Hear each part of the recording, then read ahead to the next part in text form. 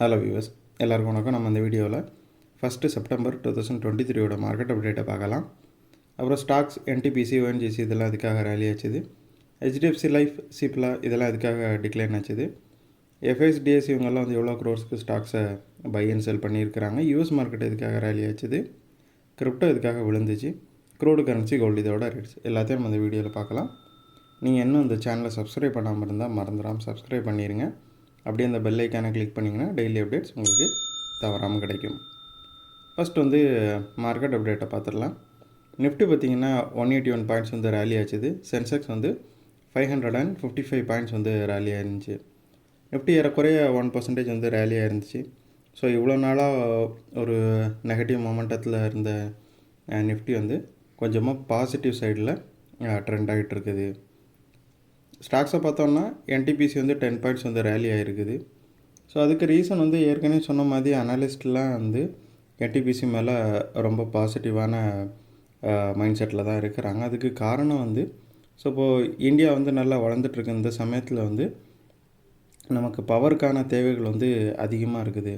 So பவரில் இருக்கிற அந்த பற்றாக்குறையை வந்து நீக்கிறப்போ அதுக்கு வந்து என்டிபிசி போன்ற நிறுவனங்கள் தான் வந்து முக்கியமான ரீசனாக இருக்கும் அப்படின்னு சொல்கிறாங்க. ஸோ பவர் ரிலேட்டட் செக்டாரில் வந்து என்டிபிசிக்கு வந்து வளர்கிறதுக்கான சான்சஸ் வந்து ரொம்ப அதிகமாக இருக்குது.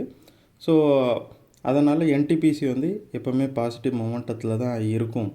இந்தியா வந்து இது பவரில் தன்னிறைவு அடைகிற வரைக்கும் என்டிபிசிக்கான வளர்ச்சி வந்து ரொம்ப அதிகமாக இருக்கும் அப்படின்ட்டு தான் அனலிஸ்ட்லாம் சொல்கிறாங்க.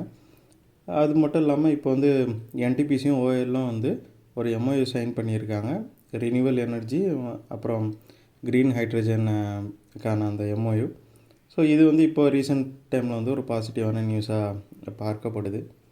ஸோ அது மட்டும் இல்லாமல் இப்போ என்டிபிசினால் பிஹெச்இஎல்லும் வந்து 52 வீக் ஹையை அச்சீவ் பண்ணியிருக்குது. என்னென்னு பார்த்தோன்னா என்டிபிசி வந்து ஒரு 15,000 கோடிக்கான ஆர்டரை பிஹெச்இஎலுக்கு வந்து கொடுத்துருக்குறாங்க. ஸோ இந்த நியூஸ் வந்ததும் பிஹெச்இஎல் நல்லா ரேலி ஆகி ஒரு 52 வீக் ஹையை அச்சீவ் பண்ணிருச்சு.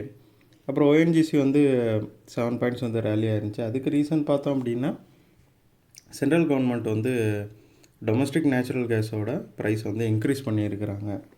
ஸோ அதனால் வந்து ஓஎன்ஜிசி ரேலி ஆகிருக்குது. ஒரு 2 வாரமாகவே பார்த்திங்கன்னா 52 வீக் ஹையிலேருந்து கொஞ்சமாக விழுந்துட்டு தான் இருந்துச்சு.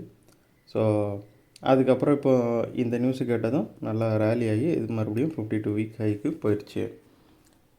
அப்புறம் ஹெச்டிஎஃப்சி லைஃப்பை பார்த்தோன்னா 3 பாயிண்ட்ஸ் வந்து விழுந்துருக்குது. ஸோ இதுவுமே பார்த்திங்கன்னா 52 வீக் ஹையில் இருந்து அதுக்கப்புறம் ஒரு 2 மாதமாக வந்து டவுன் ட்ரெண்ட்லேயே தான் இருக்குது. அப்பப்போ வந்து நல்ல ப்ரைஸுக்கு வரப்போ வந்து பை பண்ணுறாங்க. ஒரு 2 நாள் 3 நாள் பை ஆகுது. தென் அகைன் வந்து ப்ராஃபிட் புக்கிங் நடந்துகிட்ருக்குது. ஸோ இதே தான் ஹெச்டிஎஃப்சியில் ட்ரெண்டாக இருக்குது. ஸோ எப்போல்லாம் ஏறுதோ அப்போல்லாம் வந்து ப்ராஃபிட் புக்கிங் நடந்து மறுபடியும் கீழே போயிடுது. சிப்லா பார்த்திங்க அப்படின்னா 12 பாயிண்ட்ஸ் வந்து விழுந்துருக்குது. சிப்லா வந்து விழுந்ததுக்கு முக்கியமான ரீசன் வந்து யூஎஸ்லேயும் பார்த்திங்கன்னா ஃபார்மா ஸ்டாக்ஸ் எல்லாமே வந்து ப்ரெஷரில் இருக்குது. ஸோ அதோட இம்பேக்ட் வந்து இந்தியாவில் இருக்குது. ஏன்னா நிறையா இந்தியன் ஃபார்மா கம்பெனிஸ் வந்து யூஎஸில் வந்து சேல் பண்ணுறாங்க. ஸோ அதோட இம்பேக்ட் வந்து இந்தியன் ஃபார்மா ஸ்டாக்ஸில் இருக்குது. அது மட்டும் இல்லாமல் ஏற்கனவே வந்து சிப்லா வந்து டோரண்ட் ஃபார்மா வந்து அக்வயர் பண்ணுறதா இருக்கிறாங்கல்ல. ஸோ அந்த ஒரு நியூஸுமே வந்து கொஞ்சமாக ஃபேக்டரின் ஆகி சிப்லா வந்து கொஞ்சமாக விழுந்துட்டுருக்குது. அப்புறம் எஃப்ஐஸை பார்த்தோம் அப்படின்னா அவங்க வந்து 487 crore வந்து பை பண்ணியிருக்கிறாங்க. டிஏஎஸ் வந்து 2,294 crore பை பண்ணியிருக்கிறாங்க. 2 பேருமே பை சைடு தான் பண்ணியிருக்கிறாங்க. ஸோ ஏறக்குறைய பார்த்திங்கன்னா ஒரு 2,800 crore கிட்ட வந்து அவங்க பை பண்ணியிருக்கிறாங்க. ஸோ இந்த பையுமே ஒரு ரீசன் வந்து நிஃப்டி வந்து நல்லா ரேலி ஆனதுக்கு. எஃப்ஐஸ் வந்து 2 நாளாக செல் தான் பண்ணிட்டு இருந்தாங்க. இப்போ பை பண்ணியிருக்கிறாங்க. டிஎஸ் வந்து 11th கன்சிக்யூட்டிவ் டேவாக வந்து பை பண்ணுறாங்க. அப்புறம் வந்து யூஎஸ் மார்க்கெட்டை பார்த்தோம் அப்படின்னா டவ் வந்து 115 பாயிண்ட்ஸ் வந்து ரேலி ஆகிருக்குது. S&P 500 8 பாயிண்ட் ரேலி ஆகிருக்குது. நாஸ்டாக் வந்து 3 பாயிண்ட் விழுந்துருக்குது. யூஎஸ் மார்க்கெட்டில் வந்து ரீசெண்டாக ஜாப்ஸ் டேட்டா வந்துச்சு. இந்த ஜாப்ஸ் டேட்டா வந்து என்ன மீன் பண்ணுதுன்னா ஃபெட் வந்து இனிமேல் ரேட் ஹைக்கை வந்து பாஸ் பண்ணி வைப்பாங்க. ஏன்னா அதில் டேட்டா வந்து ரொம்ப பாசிட்டிவாக வந்திருக்குது. ஃபெட்டு வந்து என்ன நினைக்குதோ அதுக்கேற்ற மாதிரி டேட்டா வந்ததுனால இன்வெஸ்டர்ஸ் எல்லாம் வந்து ரேட் ஹைக் வந்து இன்னும் கொஞ்சம் நாளைக்கு இருக்காது, பாஸ் பண்ணிடுவாங்க அப்படிங்கிற ஒரு மைண்ட் செட்டில் இருக்கிறதுனால மார்க்கெட் கொஞ்சமாக ரேலி ஆச்சுது. அப்புறம் கிரிப்டோவை பார்த்தோம்னா பிட்காயின் வந்து 175 பாயிண்ட்ஸ் வந்து விழுந்திருக்குது. எத்தீரியம் 17 பாயிண்ட்ஸ் வந்து விழுந்திருக்குது. கிரிப்டோ வந்து 25,762ல் இருந்துச்சு. ஸோ கிரிப்டோ வந்து ஃபால் ஆனது வந்து ரீசெண்ட் டேஸில் எல்லாருக்குமே தெரியும். அந்த ஃபஸ்ட் ஒரு கோர்ட்டு கேஸில் வந்து வின் பண்ணாங்க கிரிப்டோ ரிலேட்டட் கம்பெனி ETF கொடுக்கறதுக்காக. எகெயின் வந்து SEC என்ன சொல்லிச்சு அப்படின்னா, யூஎஸோட SEC நாங்கள் வந்து ETF-க்கான அப்ளிகேஷன்ஸ் எல்லாம் அனலைஸ் பண்ணுறதுக்கும் அப்ரூவ் பண்ணுறதுக்கும் எங்களுக்கு ரொம்பவே டைம் வேணுங்கிற மாதிரி சொல்லிட்டாங்க. ஸோ இது வந்து இன்வெஸ்டர்ஸ் எல்லாத்தையும் வந்து அந்த தீர்ப்புக்கு அப்புறம் பாசிட்டிவாக இருந்த மைண்ட் செட்டை வந்து டிசப்பாயிண்ட் பண்ணிடுச்சு. ஸோ அதனால் எல்லாருமே நல்லா விற்க ஆரம்பிச்சிட்டாங்க. இப்போ பார்த்திங்கன்னா மைனர்ஸ் கூட விற்றுட்ருக்காங்கன்னு சொல்கிறாங்க. அதாவது பிட்காயின் மைனர்ஸ் இருப்பாங்கள்ல, ஸோ மைன் பண்ணி அவங்களும் பிட்காயின் எடுப்பாங்க. ஸோ அவங்கெல்லாம் என்ன பண்ணுறாங்கன்னா அவங்களும் செல் பண்ணிட்டு தான் இருக்கிறாங்க. ஸோ இது வந்து ஒரு செயின் ரியாக்ஷன் மாதிரி ஆகி கிரிப்டோவில் கொஞ்ச நாள் எந்த லெவலில் இருந்துச்சோ அந்த லெவலுக்கு கீழே போய் விழுந்துருச்சு.